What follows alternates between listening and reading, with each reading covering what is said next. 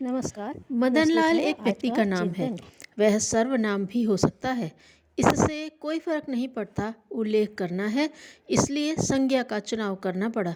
सन 1974 में उसने जीवन शुरू किया था। विवाह के बाद घर बसा, बच्चों ने जन्म लिया। परिवार में माता पिता थे। साधनों के नाम पर एक रेडियो, टेप रिकॉर्डर, साइकिल और गुजारा करने के लिए ठीक ठाक सी आमदनी थी। पत्नी घर संभालती, सास ससुर की सेवा करती। मदन लाल शाम को काम धंधे से लौटकर बारी बारी से माँ बाप और पत्नी बच्चों के पास बैठता।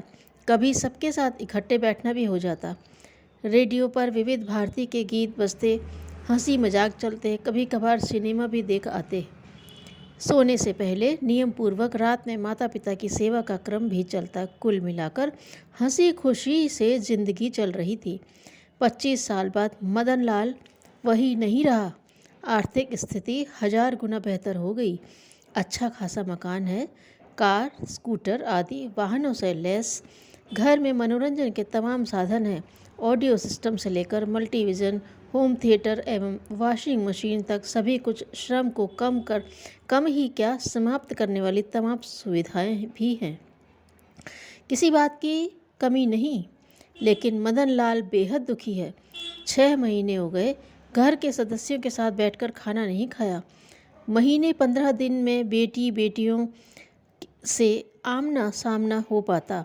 पत्नी अपनी सहेलियों में व्यस्त रहती है। रात 10-11 बजे के आसपास दोनों आमने सामने होते हैं तो थक कर चूर। एक दूसरे के हाल चाल पूछने लायक स्थिति भी नहीं रही। माँ जीवित है। पिता करीब 10 साल पहले सिधार गए। 6 महीने पहले माँ बीमार हुई। महंगी चिकित्सा कराई, अत्याधुनिक अस्पताल में भर्ती कराया। 2 महीने इलाज चला। माँ घर आ गई। देखभाल के लिए 3 नौकरानियाँ रखी हैं। मदन लाल और उसकी पत्नी समय मिलता है तो 2-4 दिन में माँ के कमरे में जाते हैं और हाल चाल पूछ कर आ जाते हैं। मदन लाल क्योंकि संपन्न हो गया, इसलिए परिवार के लोगों के लिए सुख सुविधा के साधन मुहैया करा सकता है। फिर भी वह दुखी क्यों है? पूछने पर कहने लगा, हम लोगों की ज़िंदगी बिखर गई। घर घर नहीं रहा, सराय हो गया। अपनी ज़रूरतों के लिए हम लोग यहाँ आते हैं और चले जाते हैं। किसी को दूसरे व्यक्ति से कोई वास्ता नहीं। आर्थिक दृष्टि से जिनकी हैसियत में बहुत ज़्यादा बदलाव नहीं आया, उनकी भी शिकायत है कि हमारा परिवार बिखर गया, ज़िंदगी बिखर गई। दुख दर्द में पूछ लेने का किसी के पास समय नहीं बचा। आखिर सब लोग कहाँ व्यस्त हो गए? किन चीज़ों ने सबको एक दूसरे से अलग कर दिया? मदन लाल की बहन है देवकी। कभी उसकी भाभी अर्थात मदन लाल की पत्नी देवकी के बाल संवारती थी। बहन भी अपने भावज का सिर सहलाती। अब दोनों ब्यूटी पार्लर में जाती हैं और मन भावन श्रृंगार कराती हैं। तीज त्योहार पर मिलती हैं। हलो हाय में बात निबट जाती है और फिर अपनी अपनी दुनिया में व्यस्त हो जाती हैं। दोनों के संबंधों में न वह गर्माहट और न ही आत्मीयता। एक दूसरे के बारे में बातें भी करती हैं तो वे निंदा परख ही ज़्यादा होती हैं। कुशल क्षेम या शुभ अनुशंसा जैसी कोई चर्चा नहीं उठती। घर का मुखिया अब अपना बचपन याद करता है। 3 भाई और 2 बहनें समेत कुल 7 सदस्यों का परिवार था। पिता देर से घर लौटते, सोने से पहले एक एक बच्चे के पास जाते, ठीक से सो रहे हैं या नहीं, किसी के हाथ पांव तो नहीं मुड़ रहे, सिराहना ठीक से लगा है या नहीं, सर्दी के दिनों में बच्चों ने ठीक से ओढ़ रखा है या नहीं, आदि बातों का ध्यान रखते। अब उनके अपने बच्चों के लिए अलग कमरा है। कभी कभार जाकर देख लिया। बच्चे टीवी देखते या वीडियो गेम खेलते दिखाई देते हैं। चुपचाप वापस चले आते हैं। बच्चों से इतना ही संवाद रह गया है। संबंधों में यह सन्नाटा आधुनिक सभ्यता की देन है। यो सुविधा साधन बढ़े हैं। लेना चाहें तो सेकंडों में एक दूसरे के हालचाल ले सकते हैं, लेकिन इतना अवकाश नहीं रहा। एक समय था जब समधियों में चिट्ठी पत्री चलती और इधर से पत्र लिखकर डाक में छोड़ते ही जवाब का इंतजार होने लगता। माँ बेटी के, पिता पुत्र के और भाई भतीजों के पत्राचार भी उत्तर की आतुर प्रतीक्षा रहती। हफ्तों तक गर्माहट बनी रहती थी। अब डाक व्यवस्था की जगह टेलीविज़न और फैक्स और मोबाइल ने ले ली, लेकिन वह आतुर प्रतीक्षा जाती रही। छठे चौमासे आपस में कोई बात हो जाती है। इधर बात पूछी, उधर जवाब मिला। सेकंडों में संवाद बना और मिनटों में पूरा हो गया। इसके साथ ही जैसे दायित्व भी पूरे हो गए। दूर नहीं, सिर्फ 25 साल पहले गर्मियों में प्याऊ लगती थी। लोग कुओं में से पानी खींचकर मिट्टी के बने घड़ों में जमा करते और देशी तरीके से इसे ठंडा रखते थे। केवड़ा, गुलाब जैसी खुशबू भी पानी में छोड़ते। प्याऊ पर बैठा व्यक्ति गंगा सागर में भरकर जिस अपनेपन से पानी पिलाता था, वह 35-40 के व्यक्तियों को भी अच्छी तरह याद होगा। मेले ठेलों में अब भी प्याऊ लगती है, लेकिन वहाँ पानी पीना शान के खिलाफ लगता है। प्लास्टिक की बोतल में मिनरल वाटर के नाम पर भरा अशुद्ध पानी अपने स्टेटस के अनुरूप लगता है।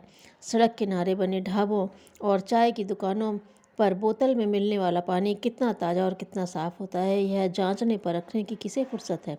स्वास्थ्य, सुविधा और प्रतिष्ठा के नाम पर आ बैठी पानी की बोतलों ने प्याऊ की आत्मीय परंपरा को नष्ट भ्रष्ट ही कर दिया। घरों में लोग एक छत के नीचे या एक आश्रय में रहते हैं। बच्चों का समय टीवी, वीडियो गेम में बीतता है। बड़े इंटरनेट से खेलते रहते हैं। जी उब गया तो पार्टियों में व्यस्त हो जाते हैं। 5 स्टार और फार्म हाउस संस्कृति ने आँखों की चमक चौंध से इस तरह भर दिया है कि पारिवारिक संबंध औपचारिक स्तर तक ही रह गए हैं। 25 साल पहले नाते रिश्तेदारों के यहाँ आना जाना, कुछ दिन ठहरना और साथ साथ किसी और शहर में घूमने के लिए निकलने का चलन था। उस समय विद्यार्थी रहे व्यक्तियों को ममेरे फुफेरे भाई बहनों की संगत आज भी याद होगी। गर्मी की छुट्टियों में बेसब्री से इंतज़ार रहता और वे वापस जाते तो जैसे कलेजा निकलता सा महसूस होता। हम उम्र बच्चे आ जाएं तो खिलौने छुपाने की चिंता रहती है। अव्वल तो छुट्टियों में आना जाना ही कम होता है। ब्याह शादियों अथवा विशिष्ट अवसरों पर लोग जाते भी हैं तो बच्चों को घर पर ही छोड़ जाते हैं।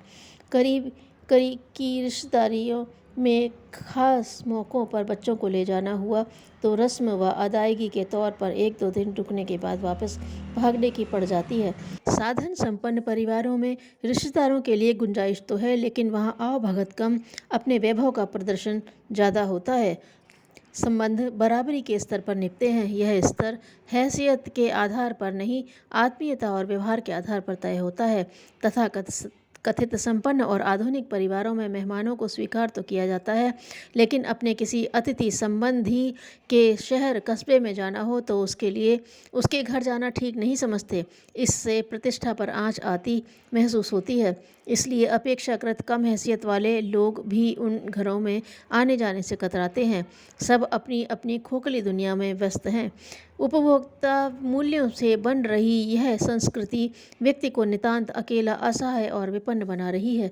इसके कारण और परिणामों पर भी सोचना चाहिए, विचार करना चाहिए कि इसका समाधान क्या हो सकता है। यदि अध्यात्म जीवन जीने की कला रोज़मर्रा की ज़िंदगी में आ जाए तो भोग के साथ त्याग की प्रतिष्ठा कर सुंदर जीवन जिया जा सकता है। धन्यवाद।